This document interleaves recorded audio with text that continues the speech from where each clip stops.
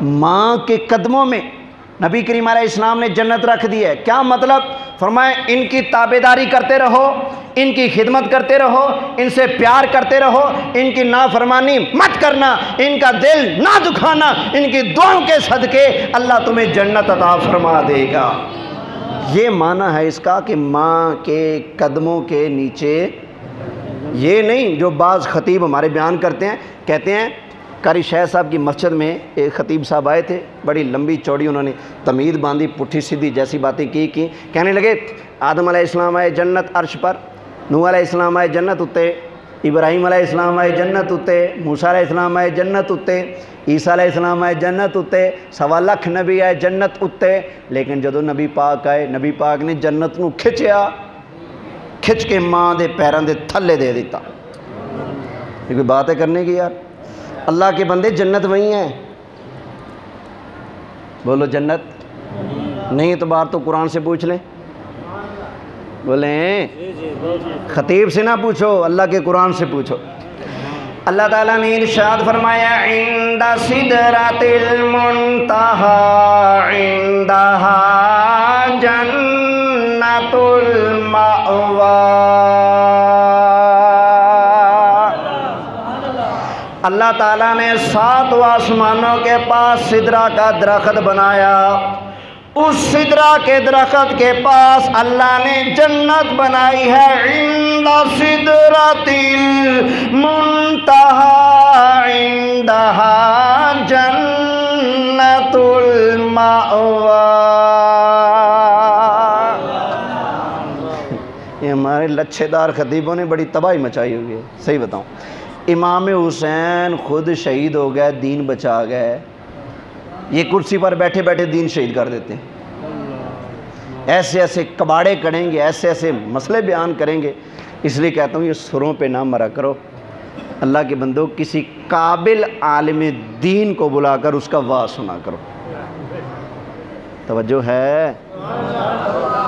تو سمجھتے کہندے صحیح چس نہیں آئی، چس سر پھر کہندا ہے میں ویاڑی چوک کھڑا امی ایڈو جنازہ آندا پی ہے، اڈو برات آندی پی ہے، میں آکھیا یا اللہ اے کیا کیتا ہی، اڈے شادیاں تھیندیاں پی ادے بندہ مار دیتا ہی، آواز آئی جا پھرا کیا کراں سوچیندا کیا ہا تھیندا کیا ہے، لاکھ لعنت مریں۔ اللہ سوچنے سے پاک، سوچے وہ جس کو نقصان کا ڈر ہو۔ پھر یہ اللہ سوچیندہ کیا تھیندہ کیا ہے، یہ اللہ کی شان ہو سکتی ہے؟ بولیں اللہ سوچے کیا ہو کچھ، اللہ سوچتا ہی نہیں۔ اللہ تعالیٰ کی شان ہے انما امرہ اذا اراد شیئا ان یقول لہ کن فیکون۔ اللہ نے جب کچھ بنانا ہوتا ہے نا تو اللہ فرماتا ہے کن، کیا فرماتا ہے؟ کن، ہو جا، تو وہ چیز ہے۔ اور سنو انہوں نے توجہ ہے، اس لیے کہوں گا پیر سید احمد رضا شاہ صاحب بخاری کو بلا لیا کرو، لوہے جیسے پکے سیدھے مسئلے جٹاں والی بولی چ سمجھ آئی نا؟ چاسنا ہے پیسے واپس، مزہ نہ ہے پیسے واپس، سمجھ نہ ہے پیسے واپس، پیسے لیتے نہیں پھر بھی واپس۔ تقریریں شاہ صاحب فری کرتے ہیں ماشاءاللہ، کوئی فیس نہیں لیتے، ادھر پوچھ کے دیکھو۔ ہاں جی آپ کے سید احمد رضا شاہ صاحب، بلے بلے سبحان اللہ۔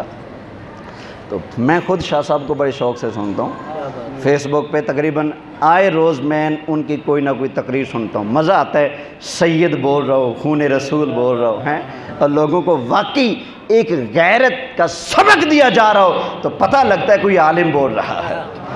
دعا کرو اللہ اس مرد مجاہد کو سلامت رکھے، اور اسی طرح کے مرد مجاہد سنی عالم پیدا ہوتے رہیں اور دین کا ستھرا اور نکھرا پیغام لوگوں کو پہنچاتے رہیں۔